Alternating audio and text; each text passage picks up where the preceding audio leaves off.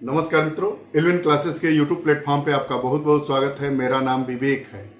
हम लोग अभी स्वतंत्रता दिवस की खुशियां मना चुके हैं और एक नए उमंग के साथ अपने देश के लिए काम कर रहे हैं ताकि हमारा देश विश्व पटल पर सब देशों में आगे रहे। और डॉक्टर एपीजे अब्दुल कलाम की जो संकल्पना थी कि भारत कब नंबर 1 से आगे बढ़कर उसके लिए जीरो लाइन होगी, मतलब सबसे आगे खड़ा होगा, चाहे वह आर्थिक का क्षेत्र हो, चाहे सामरिक क्षेत्र हो, चाहे जो भी क्षेत्र हो।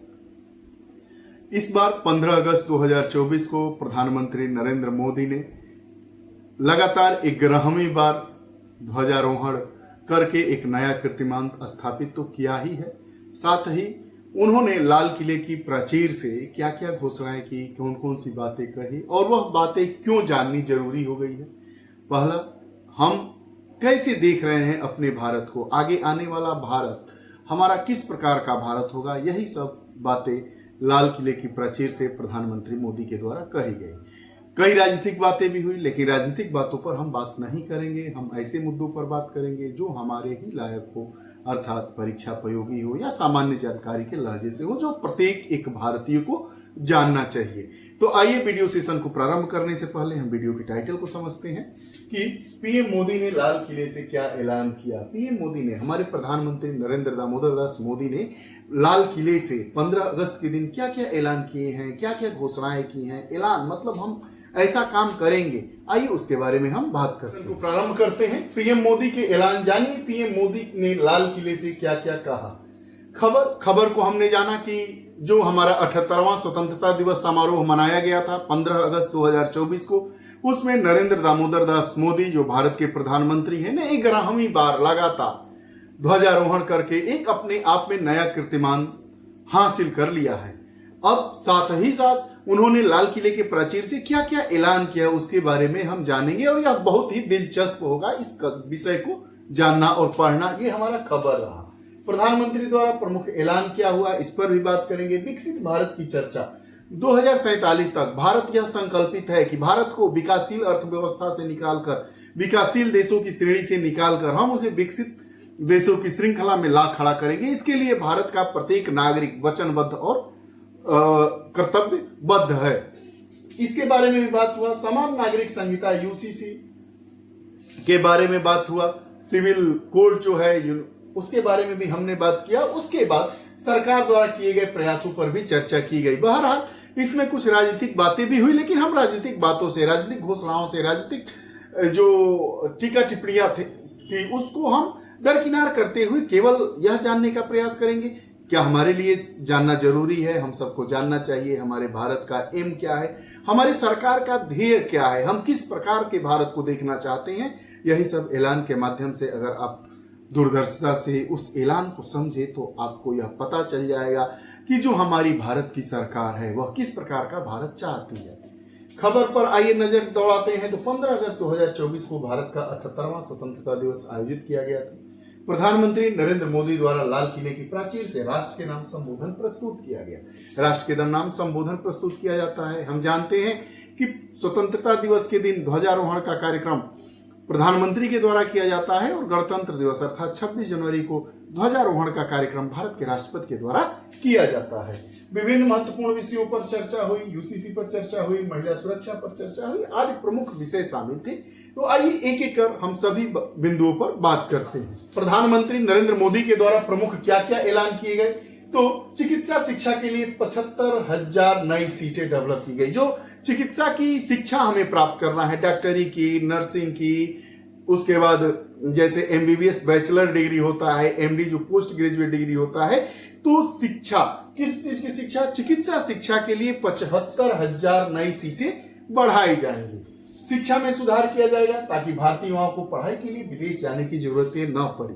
आप देख रहे हैं कि भारत से कहीं ना तुलना करने वाले देश, चाहे वो बांग्लादेश हो चाहे यूक्रेन, वहां पर भारत के छात्र जाते हैं एमबीबीएस की पढ़ाई पढ़ने, डॉक्टरी की पढ़ाई पढ़ने, चिकित्सा शिक्षा की पढ़ाई करने। आखिर में भारत के पास वह स्थितियां क्यों नहीं मौजूद हो पा रही है कि भारत का विदेश जाने वाला विद्यार्थी जो बांग्लादेश और यूक्रेन जैसे जहां की स्थितियां बद से बदतर है वहां जाकर शिक्षा ग्रहण कर रहा है। ऑस्ट्रेलिया में भारतीय छात्र जाते हैं तो उनके साथ नस्लीय भेदभाव का शिकार होना पड़ता है। आखिर ऐसा क्यों होता है? शायद इस ऐलान में इसी प्रकार की दूरदर्शिता रही हो। शिक्षा में सुधार ताकि भारतीय युवाओं को पढ़ाई के लिए विदेश जाने की जरूरत न पड़े। उसके बाद बात करते हैं ऊर्जा की। वर्ष 2030 तक 500 गीगावाट गैर नवीकरणीय ऊर्जा का लक्ष्य प्राप्त करने में तेजी होगा। 2030 तक नेट जीरो एमिशन रेलवे, जो रेलवे है 2030 तक रेलवे को हम नेट एमिशन तक ला देंगे। भारत 2036 ओलंपिक की मेजबानी करने की तैयारी करेगा। ऐसा हो सकता है कि हम एक ऐसे भारत का निर्माण करने जा रहे हैं, भारत में बहुत सारी सुविधाएं और सारी मूलभूत जो संरचनात्मक विकास हो गए हैं और हो जाएंगे कि 2036 में भारत में भी हम ओलंपिक करवा सकते हैं। ऐसी दावेदारी प्रस्तुत करेंगे। यह हम नहीं, भारत के प्रधानमंत्री के द्वारा 15 अगस्त के दिन ऐसा ऐलान किया गया है। और हो सकता है कि 2036 में होने वाले ओलंपिक में भारत मेजबान देश हो। राजनीतिक व्यवस्था में 1 लाख ऐसे युवाओं को आगे लाने का लक्ष्य है जिनके परिवार का कोई पिछली राजनीतिक पृष्ठभूमि में नहीं रही है। एक नया ऐलान किया गया है। देश के 1 लाख युवाओं को राजनीति में लाने का लक्ष्य रखा गया है। और ऐसे लोग जिनके परिवार का न तो कोई विधायक है, न तो कोई सांसद है, न एमएलसी है, न राज्यसभा, या किसी न किसी तरीके से परिवार का, जिस परिवार का कोई भी व्यक्ति राजनीति में नहीं है, उस परिवार के 1 लाख, वैसे परिवारों के 1 लाख युवाओं को राजनीति में लाने का ऐलान भी किया गया है। सरकार के द्वारा ऐसा प्रयास किया जाएगा। विकसित भारत पर चर्चा हुई है। आइए विकसित भारत पर चर्चा को भी हम देखते हैं। चर्चा विकसित भारत 2047 विजन का जिक्र किया गया। देशवासियों से सुझाव मांगे गए हैं कि हम किस प्रकार भारत को 2047 तक, मतलब 23 वर्षों बाद विकसित भारत के रूप में देख पाएंगे। उसके लिए क्या क्या करना चाहिए। भारत सरकार के द्वारा लोगों से, भारतवासियों से इस प्रकार के सुझाव मांगे गए हैं जो भारत को वर्ष 2047 तक विकसित भारत की श्रेणी में ला खड़ा करे। साथ ही साथ भारत को दुनिया की तीसरी सबसे बड़ी अर्थव्यवस्था बनाने पर भी जोर दिया जा रहा है। सरकार की ओर से कई नीतियां लागू की गई हैं। जिस तरह से दुनिया भारत को देखती है उसमें अब बदलाव देखने को मिल रहा है। जिस तरीके से पहले दुनिया भारत को दुनिया किस नजरिए से देखती थी, अब दुनिया भारत को किस नजरिए से देखती है, दोनों में बदलाव दिख रहा है। देखने के तरीकों में बदलाव आ गया है। भारतीय मूल के सीईओ दुनिया भर में नाम कमा रहे हैं। यह भी जिक्र किया जा रहा है कि भारत की जो व्यवस्था है, शिक्षा व्यवस्था हो, और भारत के जो सीईओ हैं वह दुनिया भर की बड़ी बड़ी कंपनियों में जा जाकर अपना नाम कमा रहे हैं। हम 6G तकनीकी पर काम करते समय मिशन मोड पर है। 5G टेक्नोलॉजी डेवलप हो गई है। भारत में 5G सेवाएं शुरू भी हो गई हैं। अब हम 6G सेवाओं की तकनीकी को कैसे सुधार लिया जाए, उस मिशन मोड में भी हम काम कर रहे हैं। अर्थात तकनीकी के क्षेत्र में भी हम दिन प्रतिदिन आगे बढ़ने के लिए कदम बढ़ा रहे हैं। अंतरिक्ष में आपने चंद्रयान मिशन की सफलता से अंदाजा लगा ही लिया होगा और पूरा देश भारत का लोहा मान चुका है कि भारत जो चाहता है वो कर देता है। समान नागरिक संहिता के बारे में, समान नागरिक संहिता जिसको यूसीसी कहते हैं, बात करते हैं कि देश में समान नागरिक संहिता पर विस्तृत चर्चा और व्यापक परामर्श की आवश्यकता है। समान नागरिक संहिता देश में लागू होनी चाहिए, नहीं लागू होनी चाहिए, इस पर विस्तृत चर्चा की आवश्यकता है और परामर्श की आवश्यकता महसूस की गई है। इससे क्या होगा? इससे होगा कि गरीब, अमीर, पिछड़े, अगड़े और समुदाय के बीच सभी तरह के भेदभाव खत्म हो जाएंगे। और आज जरूरत है कि धर्मनिरपेक्ष नागरिक संहिता हो।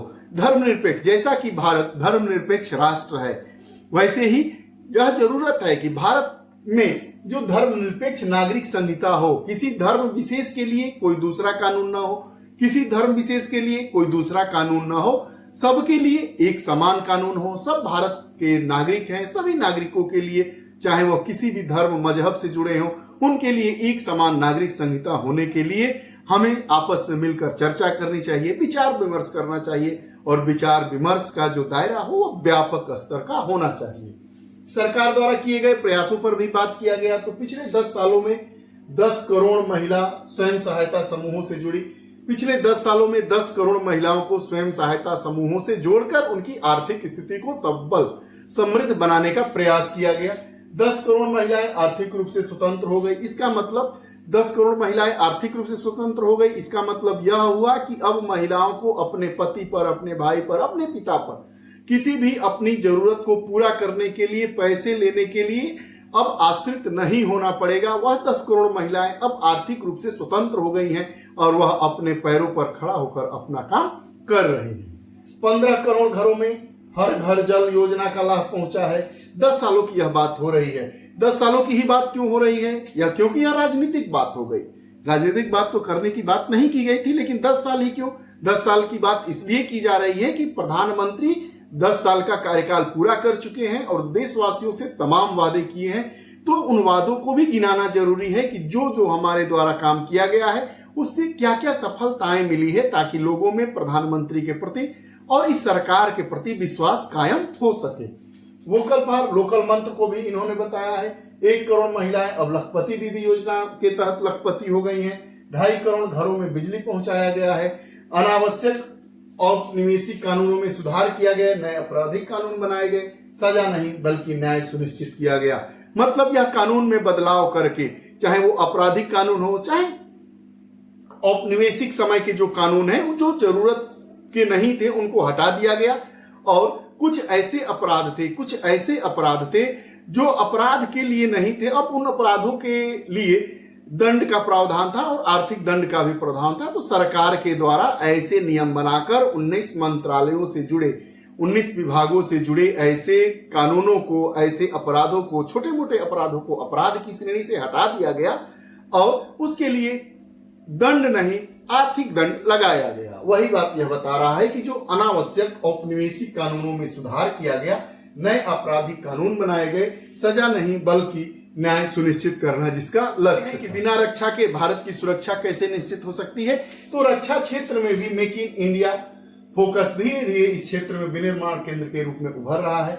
PLI योजना की भी शुरुआत हो गई है।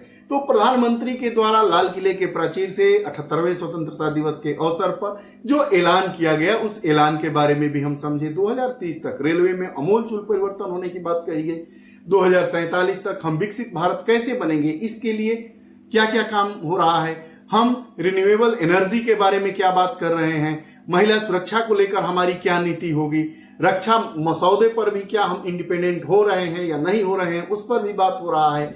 हमारी आर्थिक स्थिति, हमारी देश की अर्थव्यवस्था कैसी होगी, कौथी व्यवस्था के लिए हम लोग काम कर रहे हैं, उस पर भी प्रधानमंत्री का ऐलान होगा। साथ ही साथ प्रधानमंत्री 11वें वर्ष में प्रवेश कर लिए हैं, तीसरे कार्यकाल के लिए काम कर रहे हैं।